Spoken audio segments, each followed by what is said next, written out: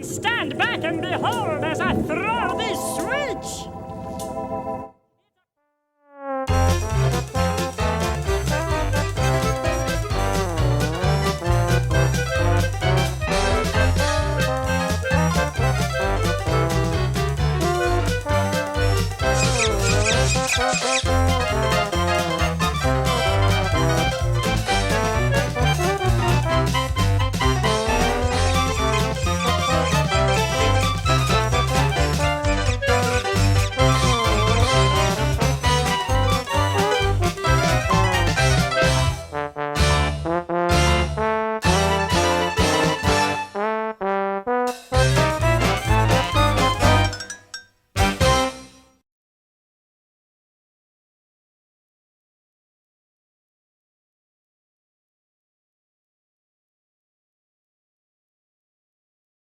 Dear Big Idea, about a year ago we came across some animated-looking vegetable toys in our local supermarket.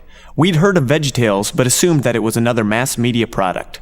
Imagine our surprise when we, the parents of an 18-month-old, discovered otherwise. You now have this household singing about missing hairbrushes. Dear Big Idea, your video, Where's God When I'm Scared, has become very special to us recently. We arrived the night before my mother died of cancer.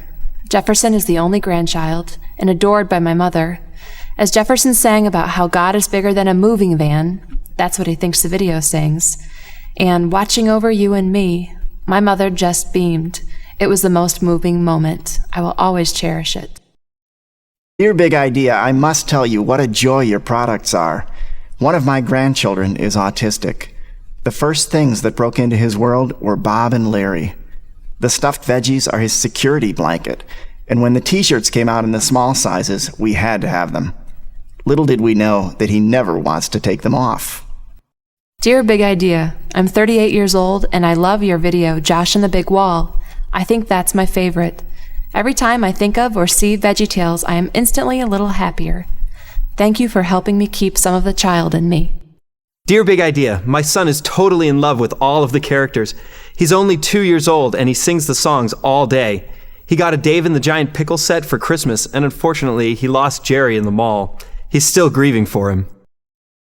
Dear Big Idea, my son became ill with a bad virus that ended up putting him in the hospital.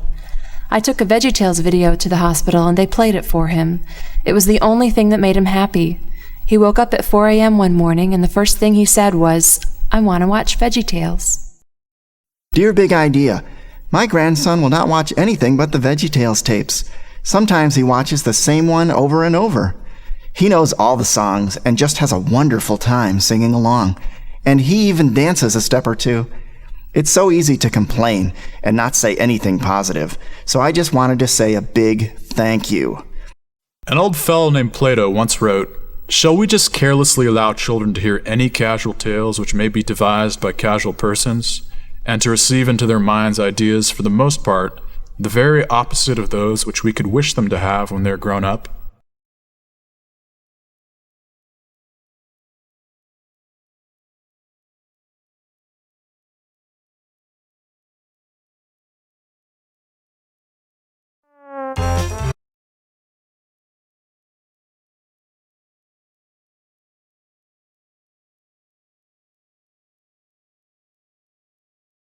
In a place called West Manor, you can stay if you please, in a nice little town. It's the home of the peas. All the veggies are friendly. They go out of their way when you stop to say thank you. Why, you're welcome, they'll say. In a place called South Borish, on the north side of town, lives a rude bunch of bean folk, the rudest around.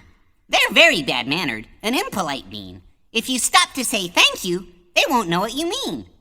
On April 27th, when the sunflowers sprout, all the folks in both towns pack a lunch and head out to a sunflowery field where they chat and tell tales as they wait on their blankets with their shovels and pails.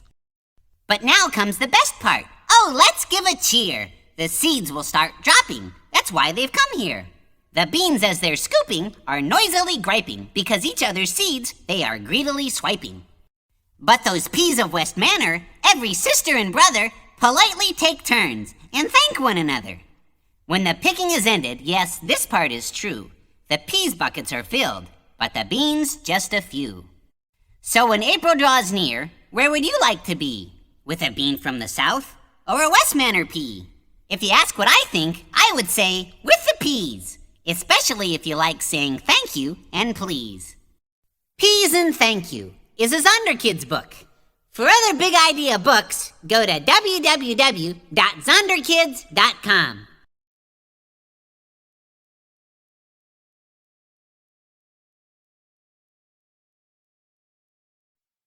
Hi everybody, Junior Asparagus here. I've got a fun activity for you and your family to try. It's called Helium Stick. What's a helium stick? Well, helium is what they put in balloons to make them float, and you just won't believe it, but you've got a helium stick in your house right now. And we're gonna use it to play a fun game that shows how we need to trust God. Trusting God is important when you're scared because if you trust that God will keep you safe and you believe that there's nothing God can't do, then you just can't be scared. To play this game, find a lightweight stick of some kind like a yardstick or a tent pole, or you could roll up a piece of newspaper into a tight tube and tape it together. You could also use a broomstick, but that's actually a little on the heavy side. The more people you have for this game, the better, but you can play it with just 2 people if you want. Half the people stand on one side of the stick and half stand on the other. Hold your hands out in front of you with your palms facing each other and rest the stick on the top of everybody's pointer fingers. I'd play with you if I had a pointer finger. The object of the game seems simple.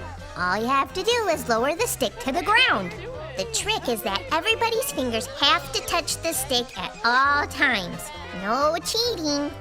Don't hold the stick, and don't let it lift up off your fingers. You aren't going to believe this, but the stick just won't want to go down. As much as everybody wants to lower the stick, it just won't go down. Sometimes it even goes up, kind of like it has helium in it. It takes a lot of practice and cooperation to get it to go down, and the last few inches are the hardest yet. Everybody has to work together, so don't get frustrated. And remember, this is just for fun. This game is a lot like learning to trust God. Even when you want to do something, it's hard to do it sometimes, but just stick with it and have faith.